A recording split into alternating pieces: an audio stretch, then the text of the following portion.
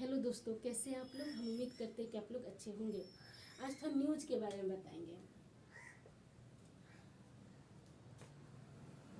और आज के न्यूज में यही खासियत है, महाबोधि मंदिर को लेकर विरोध प्रदर्शन क्यों हो रहा है। अब आप लोग सोचेंगे कि ये बताने की क्या ज़रूरत है ना। ऐसा नहीं है। सबसे पहली बात है कि न्यूज़ पेपर नहीं है। पेपर नहीं है कि आज पढ़ लिए और कल भूल गए। आप लोगों को मालूम होगा, गौतम बुद्ध जी का ज्ञान की प्राप्ति बोध गया में पीपल के वृक्ष के नीचे हुआ था। ये इतना तो आप लोगों को मालूम होगा, हम पिछले क्लास में बता दिए थे।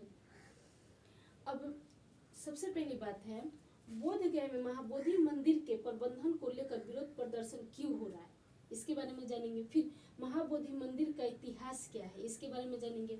बोध गया टेम्पल एक्ट BTA 1949 ईस्वी में ऐसा क्या हुआ था, इसके बारे में जानेंगे। फिर अनुच्छेद 26 के बारे में जानेंगे जो संविधान में है। सबसे पहली बात है, इसको समझ लेते हैं।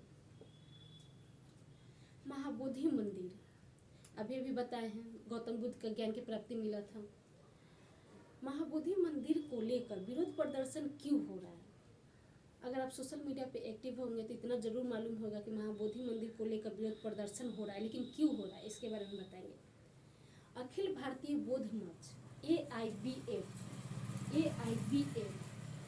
कई बौद्ध समूह बोध गया मंदिर अधिनियम BTA 1949 को निरस्त करने की मांग को लेकर विरोध प्रदर्शन हो रहा है। 1949 को लेकर विरोध प्रदर्शन हो रहा है। इतना तो मालूम होगा कि क्यों महाबोधि मंदिर को लेकर विरोध प्रदर्शन हो रहा है, इतना तो मालूम हो गया। फिर हम जानेंगे महाबोधि मंदिर का इतिहास।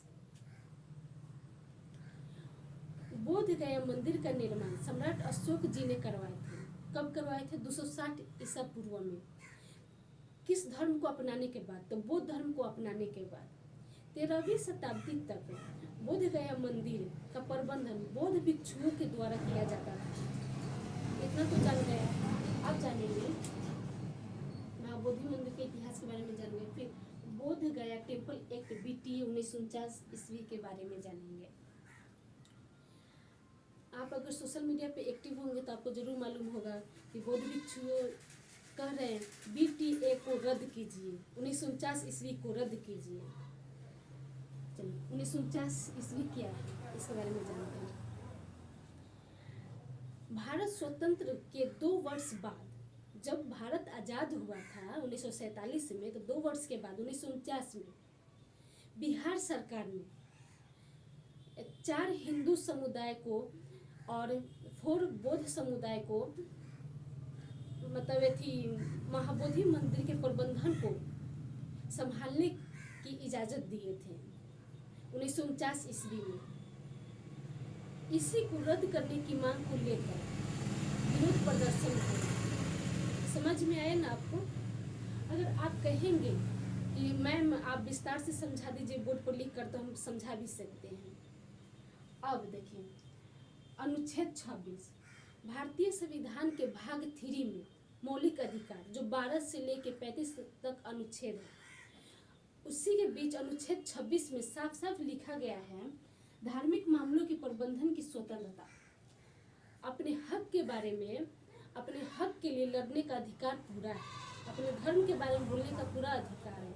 आपको मालूम होगा कि भारत में 8 धर्म है, और आपको इतना भी मालूम होगा कि सबसे ज़्यादा जाति को लेकर विरोध होता है भारत में, अन्य देश में नहीं होता है। तो भारत में सबसे ज़्यादा धर्म और जाति को लेकर विरोध होता है, इतना तो आप लोगों को मालूम होगा। अगर आप लोगों को समझ में नहीं आया होगा तो आप कमेंट में ज़रूर बताइएगा, हम विस्तार से लिख के बता देंगे आप लोगों को। और शेयर कीजिएगा, लाइक कीजिएगा, सब्सक्राइब कीजिएगा।